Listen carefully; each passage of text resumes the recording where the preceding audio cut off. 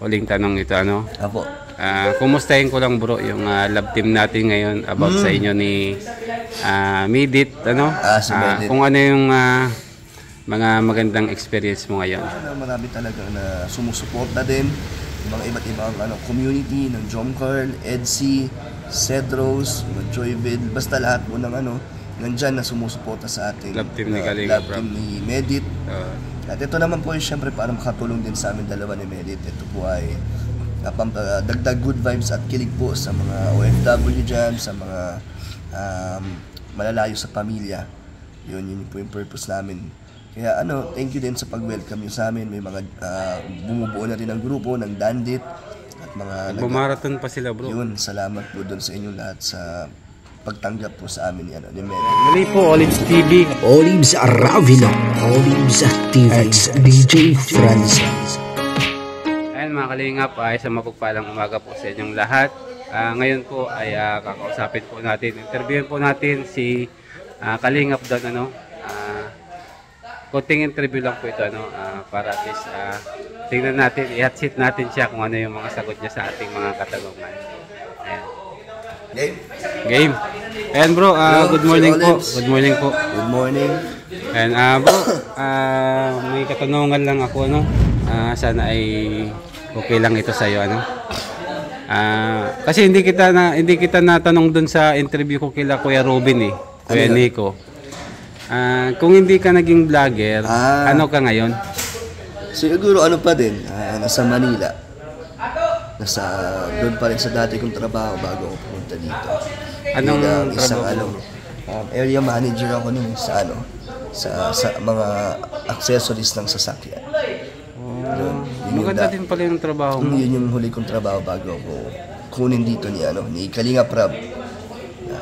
So, yun, siguro hanggang ngayon nandun pa rin ako kasi ayos naman ang trabaho ko doon. Maganda din naman ang sahod. Pero syempre mahirap. Hindi katulad dito na kapag hawak natin ang oras natin. Doon kahit tapos na yung oras ng trabaho mo, pero patuloy pa din yung trabaho mo. Kaya mas maganda pa rin na nandito na tayo. Nakakatulong pa. Nakakatulong pa. Yun ang pinakamaganda. So, anong masasabi mo ngayon sa pagbablog natin ngayon bilang isang charity? Maraming salamat sa kasagutan sa ating katanungan. And syempre, ito yung pangalawang tanong natin, bro. Ano yung pagkaiba nung dati mong trabaho sa pagiging charity vlogger mo ngayon? Syempre, napakalaki ng diferensya nun. Dahil unang-una yung pagharap sa camera. Hindi naman ako dati sanay na mag-video sa sarili ko. Siyempre dito, nabuo nga ang confidence ko, isa sa magagandang din, nangyari din simula nung naging vlogger ako. At siyempre, yung ginagawa natin, araw-araw nasa labas tayo, saan pumupunta, naghahanap ng tutulungan. Katulad dati sa opisina lang naman, doon lang naman yung trabaho, hindi ka umaalis, araw-araw paulit-ulit lang. Doon lang umiikot yung mundo mo, Tapos gabi na nakaka-uwi, tapos pagising, ganun ulit. Hindi ka tulad dito, napapagod ka, pero hindi tayo nagsasawa sa ginagawa natin. Kahit na malayo or saan man tayo pumupunta, pag naabot natin yung tutulungan natin, napakasarap sa pakiramdam. Yun yung pinaka nagustuhan ko sa mga ginagawa bilang isang charity vlogger. Tapos napakasarap sa pakiramdam yung makita mo yung tinutulungan natin na talagang may improvement na. Talagang yung may nakikita kang pagbabago na naibigay mo sa kanila kahit sa simpleng bagay lang. Yun, maganda rin yun na nakatulong ka sa buhay nila. Ayan, maraming salamat. Ayan bro, uling tanong ito, Apo.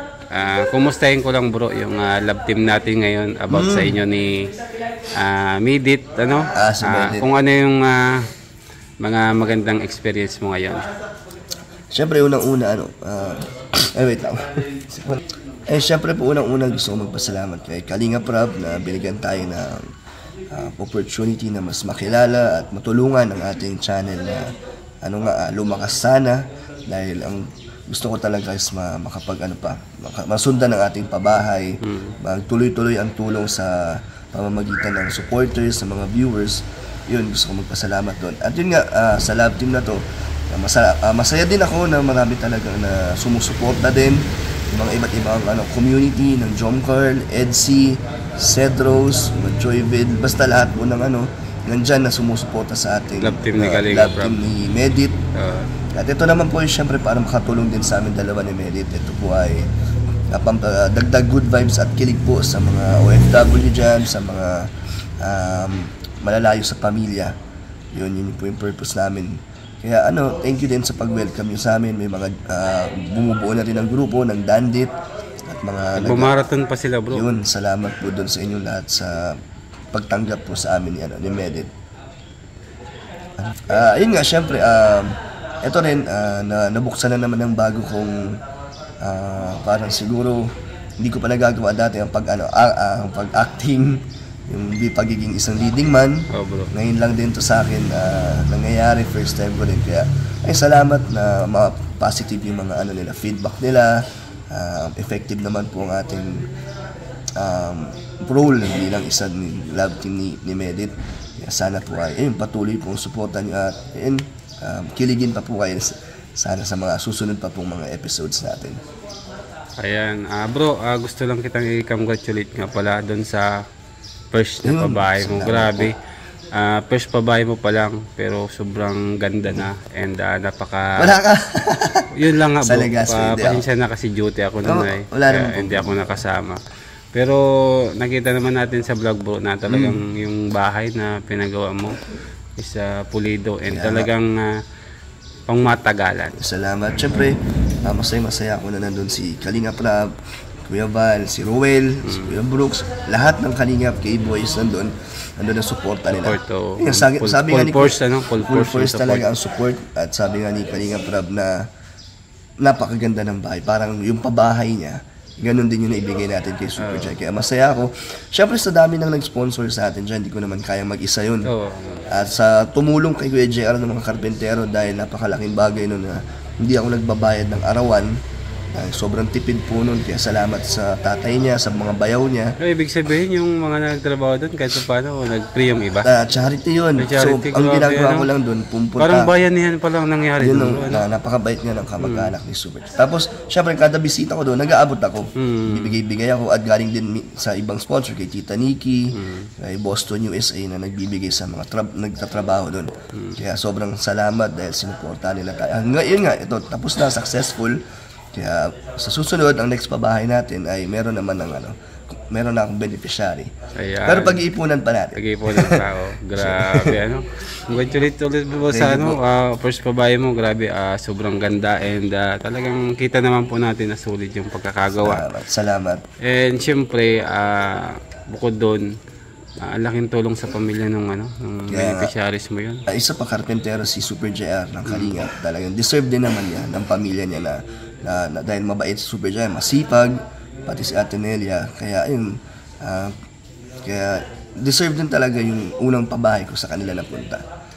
Punong-punong pa ng kagamitan. Kaya salamat po sa lahat na tumulong po.